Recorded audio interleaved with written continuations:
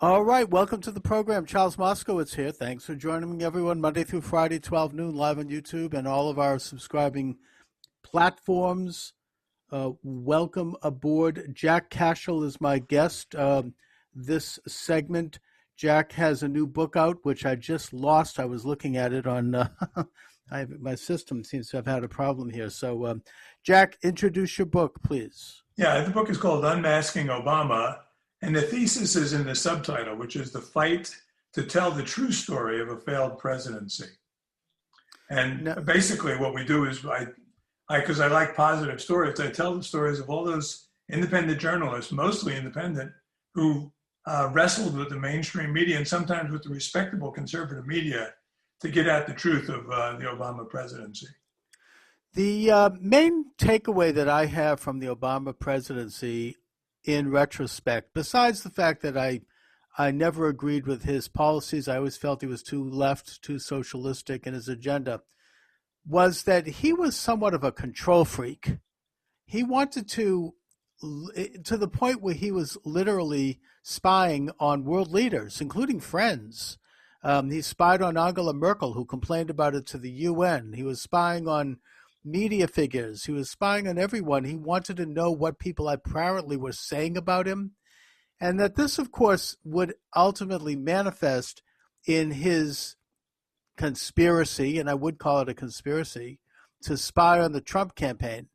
And this is all coming out now with the FBI and his use of FBI and the Department of Justice to commit this kind of overreach at best, if not activities that are reminiscent of the Nixon era with the bugging and with Watergate. Yeah, it's in fact, was it Lisa Page who said the president wants to know everything? I think that was, and he was pretty discreet about it, and he didn't leave his fingerprints on many things. But you're right, he was always back there, and they spied on like 11 AP reporters. They spied on James Rosen. They cyber harassed Cheryl Atkinson, then with CBS. That's so right. If you ascended to a certain level, they'd go after you. It was kind of like the way the mob would work, at least in the movies. If you don't, you speak when you don't need to write, and nod when you don't need to speak, right?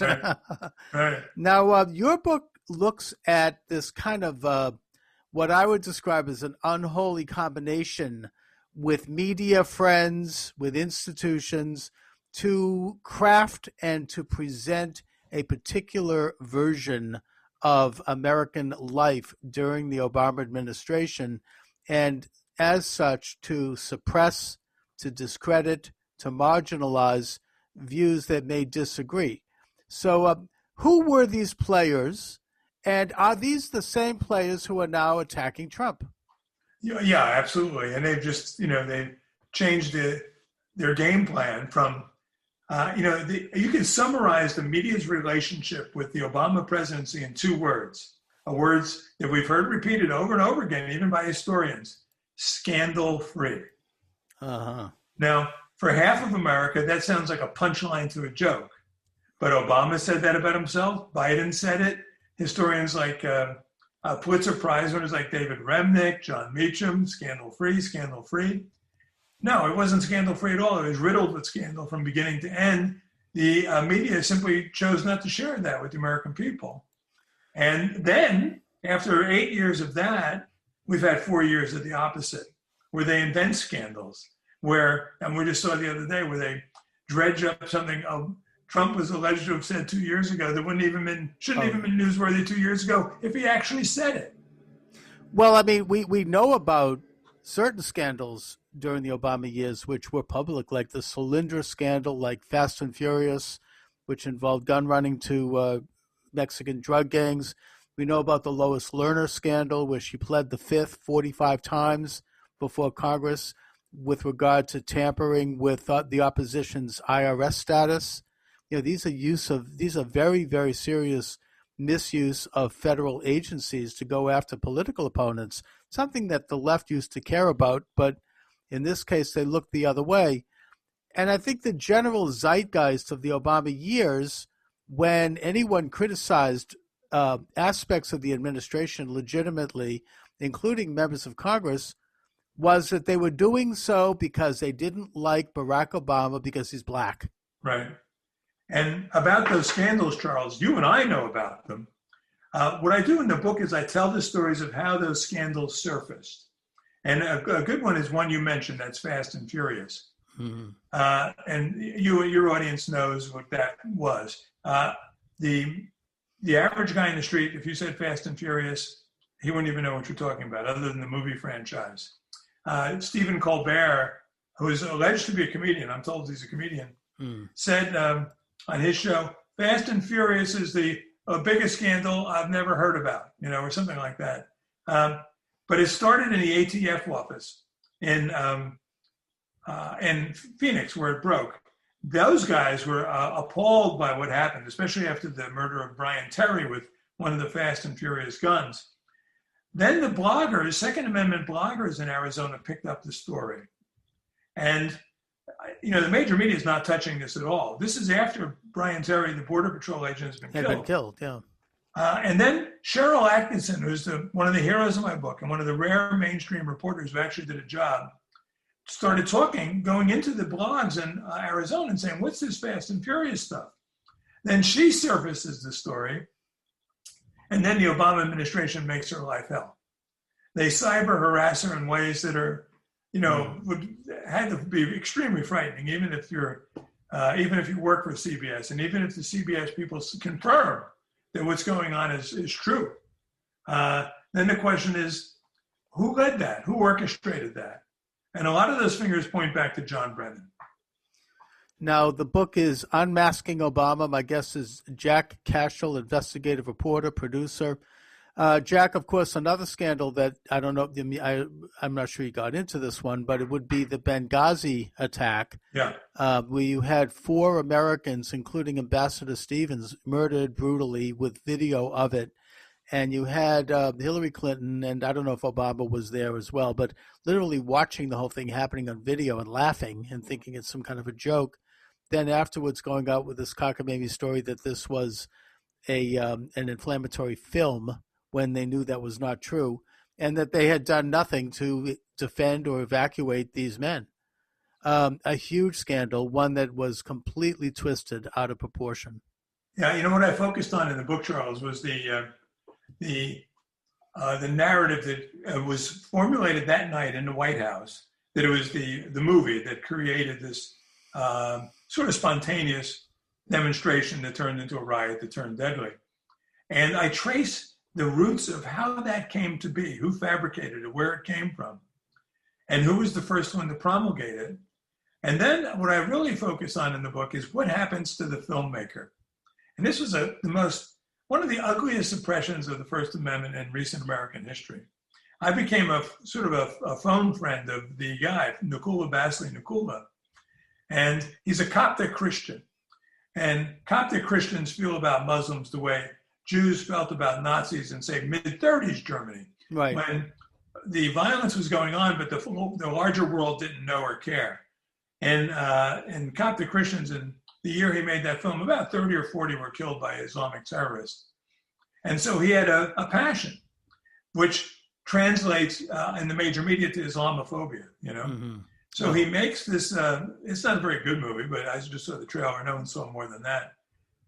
And within days, the DOJ had arrested him. The media were leading the campaign to unearth him, to find him, so the DOJ could arrest him. They were camping out outside of his house, reporting on seeing that, yes, this is the house in the movie. They send him to prison. I send him a letter. He's in a hellhole in West Texas. It's not like he's in camp, Embezzler in Pennsylvania, Mm-hmm. And I sent him a letter, and I never heard back. And then about a year after the incident, I get a call from him because I include my phone number. And he says to me, "How come you never answered my letters?" I said, "Nukulla, I never got your letters. They kept his letters from being sent to me." He said, "I was the only one in the media to contact him in a year." Well, Ken Timmerman wrote a very good book on this, and he's one of the heroes of my one of the heroes of what I call the Samizdat, which is the conservative underground publishing industry that thrived because the major media were not telling the big stories. So we got to tell them. I mean, first of all, it's astounding that this man would be arrested for expressing an opinion. I mean, since when is that illegal in the United States? Right. I mean, that's outrageous. And then that they tampered with the mail so that you wouldn't receive a letter. I mean, it reminds me of what they did to Roger Stone, quite frankly. I mean, 27 ninjas show up with the SWAT gear, and they kick his door down. There he is. He's never been, he's never heard a flea. And they're trotting him out with CNN filming on the front lawn, having already set up. And you have people, liberals, left-wingers, they're all applauding. Oh, this is great, Yeah. I mean, this whole thug-like Mueller thing, I mean, it set precedents in this country that are very unhealthy for freedom and for democracy, with the way they would treat people in a very abnormal way based on American standards. When they could have just given him a phone call and said, come down to the station, and he would have turned himself in for questioning. I mean, it's, and this is something that's celebrated. So you have the final decrepit years of Obama when they are plotting to undermine the Trump administration and the campaign and then the administration. And apparently, I think it's now been proven and shown that in the last weeks of his administration, Obama implanted people into various departments, particularly national security, that would serve as the equivalent of sleeper cells to undermine Trump at any step they could. And there was these same people who would end up coming out and testifying during the perfect phone call hearings, where they would suddenly come in. I didn't hear anything directly. I just don't like him. I don't like his foreign policy. And, I disagree with him. Well, fine. Then run against him or resign and write a book. Don't operate within the government to undermine the elected government and the elected president. I mean, I don't think this has ever happened before in American history, where you have the retiring administration literally undermining and taking steps to undermine the incoming administration, rather than doing what is traditional in America, which is going into the loyal opposition. No, you're exactly right. And one of the key understandings of what happens in Washington and will happen in Washington is the fact that in 2016, you know what percent of the vote Trump got in the District of Columbia? 2? 4%. Yeah, there we go. Yeah. And so that means that of every, 20, on a 23-person grand jury, he's lucky if he gets one supporter. And in those bureaucracies, which many of those people live in the district, are filled. The Department of Justice, in particular, the Department of EPA, the Interior, they're filled with people who are just dying for the chance to subvert Trump so they can become media stars, write a book, and be celebrated among their friends, even if they have to lie and scheme and betray their country to do it. Oh, they're going to make a fortune because they know they have a set market of bubbas who are going to run out and buy the book. Right. And people want to get revenge on Trump, like his niece. Yeah. I mean, it's terrible. And, they're going to make millions, basically, and everyone's going to celebrate them, and they'll be on the New York Times and all the usual suspects. So Obama finally leaves office. And from what I understand, he kind of set up a bit of a government in exile over there in Colorado in Washington with a kind of a nerve center, like a media shop, where he would communicate with various people who would be given suggestions at best to do things to undermine the Trump administration. Do you have any information about that? The post-Obama him in the post years? Well, he's been oddly reclusive lately. He has a book that is a very important book because he and Michelle got a $60 million advance. And there's a lot of, and the publishing industry has paid that out. If they don't make that back, there's going to be companies that are going to collapse. And that's major because they distribute the burden among some of their European subsidiaries. And I broke the story in 2008 that Bill Ayers helped Barack Obama. Oh, yes. Thank you. Yeah. Amazing. And I know he's not a writer. And now he's already 2 years behind schedule. So he's had to turn his attention away from the kind of manipulation that was going on into this project. But what he did leave behind, and I just saw this headline, it was from 2017. It said, is a Politico headline, and it said, Obama's army to take on Trump, right? This is after he leaves the office. He's talking about organizing for action, which had been his subgroup called Organizing for America. I mean, it has the whiff of SA about it. You know what I mean? Yeah, not many heads of state have private armies.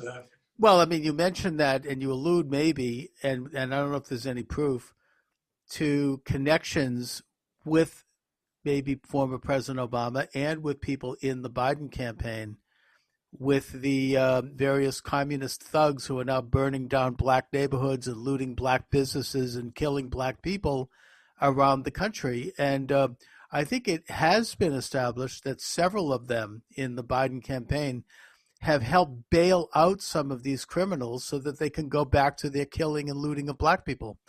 So do you make a connection there, Jack? Have you done any of that kind of research? Yeah, I've done a ton of research on that. In fact, I live in Kansas City, and I'm just sending an article in today to the American Spectator called The Stalinization of Kansas City.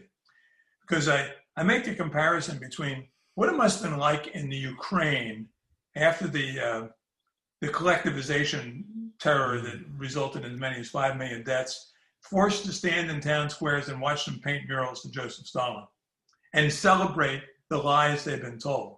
Right. Well, in Kansas City, this weekend, they painted 6 huge murals on the street with the city's blessing in time for the Chiefs' home opening on Thursday. And we'll have the NFL fly over and celebrate.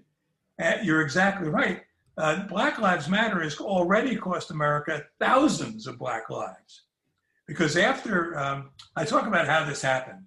The movement was based on 2 major lies. The first one was that George Zimmerman stalked and killed Trayvon Martin out of racial hatred. In fact, I've gotten to know Zimmerman well. I wrote a book about it earlier. He was an Hispanic civil rights activist and Obama supporter who was viciously attacked out of the blue by Trayvon Martin, whom they changed into a saint with his acquittal, which was the right verdict. That was the springboard for the formation of Black Lives Matter. Then they took their show to Ferguson, Missouri, a year after the trial, and they turned Michael Brown into a cult hero and an innocent victim of white cops. The net result of that, what they call the Ferguson effect, where the police withdrew from active policing, knowing that they can end up like Darren Wilson, the cop in question that is out of a job, sued, almost imprisoned, was roughly 3,000 more deaths in 2016 than in 2014 nationwide, about 2,000 of them black. Lord only knows what the Minneapolis effect is going to be like, as police are, you'd be out of your mind today to join the police department, or let alone to intervene in a domestic dispute. In Kansas City, we're on a target rate right now to have twice as many murders as we had in 2014. Oh, it's been more than going back to the 1960s riots. It all seems to be coming back, and the problem is that the federal government cannot intervene unless the state and local administration asks them to do so. Right. In the one case where they intervened in Portland, Oregon, basically to try to save the federal courthouse, which is their purview, they were viciously attacked by the media. And yet the same media will not show pictures of what has happened to that federal courthouse, which has been completely trashed. You mentioned the Trayvon Martin case. I mean, to my way, that really changed my understanding of how these things are covered because, since then, I hope that people are very suspicious when they hear these stories come out to just wait and hold off on drawing opinions and conclusions, because oftentimes as things dribble out, the situation was much different than originally purported. And the Trayvon Martin is a classic example in that CNN apparently even tampered with the tape that was made to make it look like a racial incident, that Right. Zimmerman himself is part black. It had nothing to do with race. And it was an entirely different narrative, but they needed to present that narrative, I think, to try to defeat Mitt Romney, actually. Yes. They thought, well, this is going to trigger people's prejudice against anyone who's, not on the left and not a Democrat. And that, yeah, I mean, Black Lives Matter was given birth. The three people that founded Black Lives Matter all have publicly acknowledged to be radical Marxists, one of whom, or one of their main organizers, Susan Rosenberg, who was pardoned by Obama, had been a Weather Underground figure who was involved with the bombing of the Pentagon and who had fled the country and who came back to help found Black Lives Matter. The media won't report on this. They won't even. They've removed this information from her, from view. So you have this radical group that is not concerned with the lives of black people. It's concerned with the communist agitation. And after the Floyd Brown incident, now they are getting all this money pouring in from public sources, tens, if not hundreds of millions of dollars. I mean, who are they and what exactly is happening with that money? Well, much of that money, as you know, is being funneled right through their PAC, was a Blue Action, or Black Out, I don't know what it's called, but it's going to the Democratic Party. I mean, it's like an ATM for the Democratic Party at the expense of Black lives. The murder rates across the country this summer are out of control in some cities like Chicago and New York, which had been the safest city in the world, now is almost uninhabitable. And here's what I don't get, Charles. I don't get how the people who live in these cities like New York or Boston aren't outraged. Why aren't people? Are they suppressive? What about people who have been victimized by this? I mean, I'm in Boston and I see Black Lives Matter signs predominantly in white upper class neighborhoods, on people's lawns and in front of their churches. Look, if these people have I don't think that they consciously understand or know what this actual organization is. I think that they mean well. Of course, we all believe Black Lives Matter. We should say all Black Lives Matter, not just the ones they select. Right. But there does seem to be a combination of witting participation and lack of awareness or information or ignorance, because the media is not really covering or reporting on any of this. And then, of course, the third spoke in the wheel is the fact that the social networks are censoring this information. I'm afraid that my YouTube program may be taken down. I mean, even when I do this interview, I wouldn't at all be surprised if I wake up one day and turn on my YouTube station and it's gone. I should mention as a program note that if that does happen, all of my videos are archived on Podomatic, which is not so easy for them to take down because I pay for it. It's a subscription.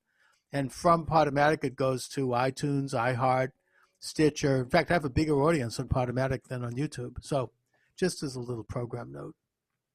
Well, and what I'm afraid of is, Amazon now is the way to sell books. It's almost the only way. And if they decide certain books shouldn't be sold on Amazon, my career is over. Or I'm really going to have to work hard to find alternative channels. By the way, anyone who wants to know, my website is just Cashill.com. CASHILL.com, and that's where you can read about the reviews of Unmasking Obama and the other books I've written. Excellent. And plus, you own that website, so you can have your books there. And of course, you've got a good publishing house, so I don't think that Amazon. I mean, that would be pretty ballsy for them to try that. That would be, because I've also published in the past with HarperCollins and Simon & Schuster.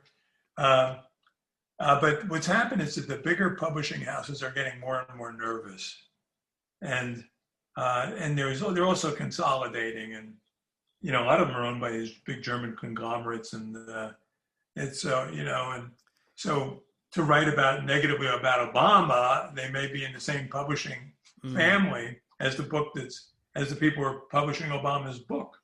Well, and also, your book may enter into this virtual intelligence algorithm where any of these words, when they come up, it is shadow banned. I've already been told by people who know how this works that my show's been shadow banned. And it's kind of a difficult thing to navigate around that. So I shudder to think about what might happen if President Trump is not reelected. I don't assume that he will be reelected because of the forces that are arrayed against him. These are very determined people. I mean, it looks to me like they are actually setting the stage for a military coup.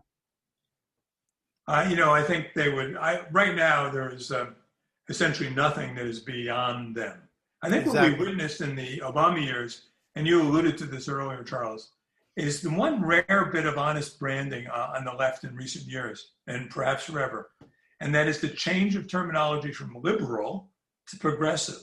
Because the liberals, historically, as you suggested, had ideals. They believed in the rule of law and innocent until proven guilty and, due process under the law. Progressives just believe in progress. At the risk of seeming redundant, progressives progress. There's no end goal. They go. Well, and it's also, they don't tell you, it's a euphemism because they don't tell you their vision of what they view as progress. Right? I mean, these are like, euphemism. Whenever you hear euphemisms used in politics, you should be very suspicious. I mean, the only time euphemisms are appropriate is when you're talking about sex or the bathroom. Exactly. If you're talking about politics, you heard even like the word abortion is a euphemism. What is it that's being aborted? An airplane flight? They don't talk about the actual event itself. So when you hear the word progressive, ask yourself exactly what is their vision of progress? What are we progressing toward? Anyway. But the rank and file don't know where they're going. Who knew that 10 years ago they would be on the barricades demanding that boys use girls' restrooms? Sure. Well, I mean, they've never known what they're going. It's all about power. Karl Marx didn't know where he was going. I mean, he wrote one sentence in his voluminous work on what he viewed as communism, and that was when the nation state would wither away, and it would be from each according to his ability to each according to his need, and that was it. There was nothing else. It was all about the process, all about the quest toward earthly power, all about the concentration of power, which is very exciting, right? Yeah. You want to be it's powerful. Easy to be a critic. Yeah, but what's the alternative? What's at the end game of that? And that is where, liberals could imagine the ideal world as like Denmark. I mean, they had this vision at least. Right. They saw themselves as Atticus Finch standing in front of the courthouse protecting liberty. They didn't. Progressives now are the mob in front of that courthouse demanding the head of Tom Robinson or whoever's inside. They haven't seen the switch in their own heads yet. The average run-of-the-mill Democratic voter doesn't get this yet. They will, because revolutions usually come after the people who are closest to them. Libertines and liberals don't survive well in revolutions. Well, I mean, they've really become a cult, and I think that my hope is, from my lips to God's ear, that your average lunch bucket Democrats, your old Kennedy Democrats, are going to wake up and realize that the party has left them. I think there is some evidence that that's happening. What do you think, Jack, is going to happen 2 months from now? I mean, Biden seems to have come out of the basement. Who knows what he's hopped up on? But he is starting to launch coherent sentences, although I've heard a rumor that he has the teleprompter linked to his aviators. That would not shock me at all. I expect this. No, I don't expect this. I hope for this. I think it's all within the realm of the possible, and I'll put it in a form of a metaphor because I wrote a book on Muhammad Ali once. And in 1971, I took my fiance and a couple friends. We went to see the first Ali Frazier fight. Wow. I was at Purdue then, and we chose Gary because it was cheaper than Indianapolis, which is a major mistake. My girlfriend, now wife, was the only white woman in a crowd of 4,000 people. There weren't many white people at all. I grew up in Newark, New Jersey. I understand how the world turns. Right. My father was a cop. And going into the 15th round, I said to my friends, there were four of us, I said, okay, we're out of here. They said, out of here? This is a great fight. What do you mean? I said, you do not want to be here if this is a very close call and the election and the decision goes against Ali.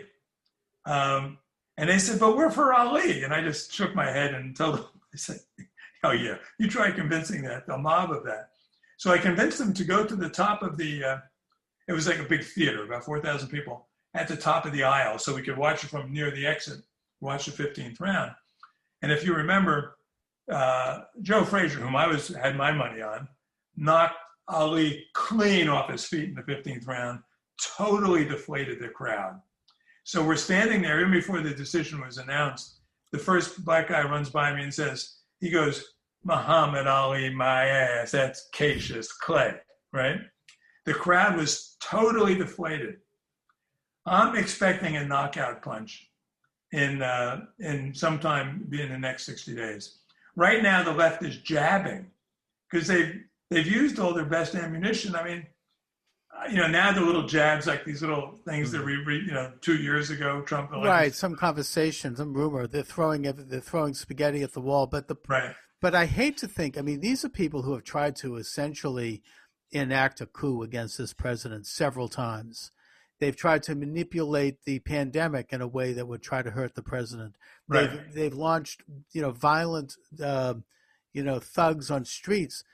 I mean, I shudder to think about what they're going to pull. I mean, I think it seems to be looking toward the direction of voter fraud on a massive scale with the mail-ins and, with hundreds of thousands of votes shipped out by a post office that has endorsed Biden.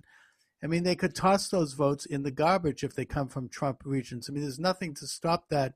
And the result is going to be, of course, that Trump will have lawyers out there.